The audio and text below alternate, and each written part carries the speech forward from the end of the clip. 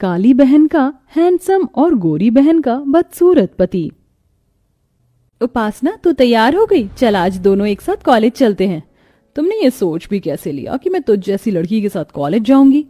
उपासना, हम दोनों बहनें हैं। इसी चीज का तो दुख है कि हम दोनों बहनें हैं। एक बार तो खुद को शीशे में देख और मुझे देख, तुझ में और मुझ में जमीन आसमान का फर्क है।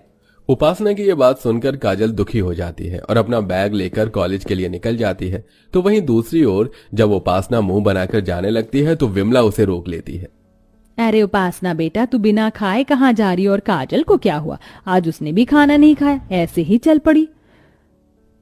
होना क्या है, हमेशा की तरह साथ में चलने के लिए कह रही थी और जब मैंने उसे उसकी हकीकत दिखा दी तो मुंह बनाकर चली गई। पता नहीं ये लड़की कब समझेगी। कितनी बार मैंने इसे कहा है थोड़ा मेकअप कर ले, क्रीम लगा ले, पर नहीं, इसे तो अपना काला रंग ही पसंद है। इससे तो मैं परेशान आ गई हूँ। काजल और उपासना दोनों ही विमला की सगी बेटी थी, पर फिर भी विमला अपनी दोनों बेटियों में फर्क करती थी। ऐसे ही कुछ दिन बीत जाते हैं और एक दिन उपासना और काजल कॉलेज से घर आ रही होती हैं। रोड पर पानी भरा होता है, तभी एक बच्चा वहां से गुजरने लगता है, पर सामने से आ रही गाड़ी काजल देख लेती है और उस बच्चे को अपनी ओर खींच लेती है, जिस वजह से पानी के छींटे उपासना के ऊपर आ जाते हैं। बेटा, तुम ठीक तो हो? तुम्हें दिखाई नहीं दे रहा था, सामने से गाड़ी आ रही है। अगर अभी तुम्हें चोट लग जाती तो? उसका तो पता नहीं, पर आज ये साबित हो गया काजल कि मैं तेरे साथ कहीं आ जा नहीं सकती। तेरी वजह से और इस बच्चे की वजह से मेरे इतने महंगे कपड़े और मेकअप खराब हो गए। अब क्या मैं ऐसी हालत में घर जाऊंगी? अरे कोई बात नहीं उपासना यार, हम तेरे दोस्त हैं, कब काम आएंगे? तू हमारे साथ हमारे घर चल, हमारा घर यहीं पास में है। और वैसे भी जब तुम दोनों बहन एक साथ चलती हो तो लगता है कि दिन और रात एक साथ चल रहा है। उपासना के सारे दोस्त काजल के काले रंग का मजाक उड़ाते हैं और उपासना चुपचाप सब सुनती है। कुछ देर बाद उपासना अपने दोस्तों के साथ उनके घर चली जाती है और बेचारी काजल आंखों में आंसू लिए वहां से निकल जाती है। पर यह सब कुछ विक्रम नाम का एक लड़का देख लेता है जो कि काफी हैंडसम था। वो घर जाकर सारी बात अपनी माँ को बताता है और अपनी माँ से कहता है, माँ, उसका सांवला रंग और गोरा दिल देखकर मेरा दिल उस पर आ गया है। माँ, वो मेरी कॉलेज की ही है, आप प्लीज मेरा रिश्ता लेकर उसके घर चलो ना। अच्छा ठीक है बाबा, ले जाऊंगी उसका रिश्ता, पर पहले तू अपने एग्जाम तो क्लियर कर ले और अपने पापा की कंपनी संभाल ले, क्योंकि कोई भी माँ बाप बेरोजगार के हाथों में अपनी लड़की का हाथ नहीं देते। सही कहा माँ, अब तो मैं काजल को पाने के लिए दुगनी मेहनत करूंगा। विक्रम को काजल इतनी पसंद आती है कि वो हर समय काजल के बारे में सोचता है और कॉलेज में भी बस उसे ही देखता है। समय यूं ही गुजरता है और उन तीनों की पढ़ाई पूरी हो जाती है और विमला उपासना के लिए रिश्ते देखना शुरू कर देती है। बहुत जल्द विक्रम भी अपने पापा की कंपनी संभाल लेता है और अपनी माँ के साथ काजल का हाथ मांगने उसके घर पहुंच जाता है, जहां वो देखता है कि एक और लड़के वाले वहां आए हुए हैं। माफ करना जी, पर हमने आपको पहचाना नहीं। बहन, भाई साहब, मैं विक्रम की माँ हूँ। विक्रम आपकी बेटी को बहुत पसंद करता है, इसीलिए बिना बताए हम यहाँ आपकी बेटी का हाथ मांगने के लिए आ गए हैं। माफ करना बहन, पर मैंने अपनी उपासना का रिश्ता पहले ही सुनील बेटे से तय कर दिया है। कोई बात नहीं बहन जी, हमारी एक और बेटी है। अगर आप चाहे तो हम ये रिश्ता अब भी तय कर सकते हैं। भाई साहब, आपको शायद कोई गलतफहमी हो रही है। हम यहाँ उपासना के लिए नहीं बल्कि काजल का हाथ मांगने के लिए ही आए हैं।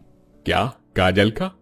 अरे काजल का रिश्ता सुनकर आप क्यों इतना खुश हो रहे हैं? देखा है आपने लड़के को? कहाँ लड़का इतना स्मार्ट और कहाँ हमारी काजल? कोई मेल नहीं है इन दोनों का। अगर कल को हमारी बेटी को कोई दुख उठाना पड़ा तो? माफ करना बहन, आप चले जाइए, हमें कोई रिश्ता नहीं करना। आंटी जी, मैं आपसे वादा करता हूँ, मैं कभी भी काजल की आंखों में आंसू नहीं आने दूंगा। बस आप इस रिश्ते के लिए हाँ कर दीजिए, फिर एक साथ आपके घर में 2 बारात आएंगी।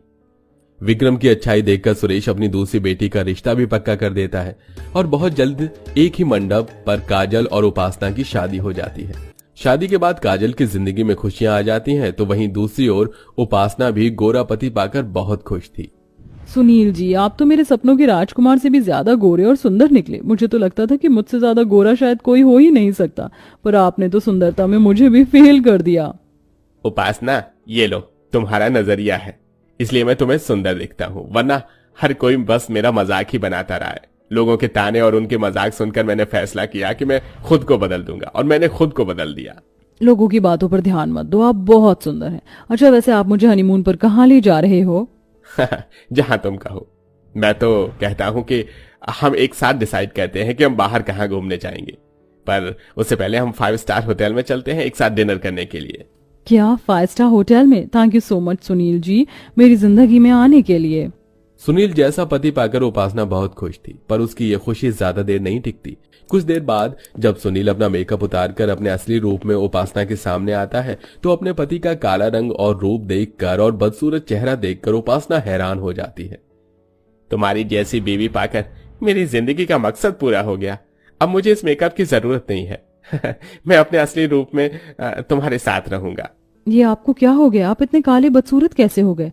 आप मेरे साथ कोई मजाक कर रहे हो ना? उपासना, मैं क्यों तुम्हारे साथ मजाक करूंगा?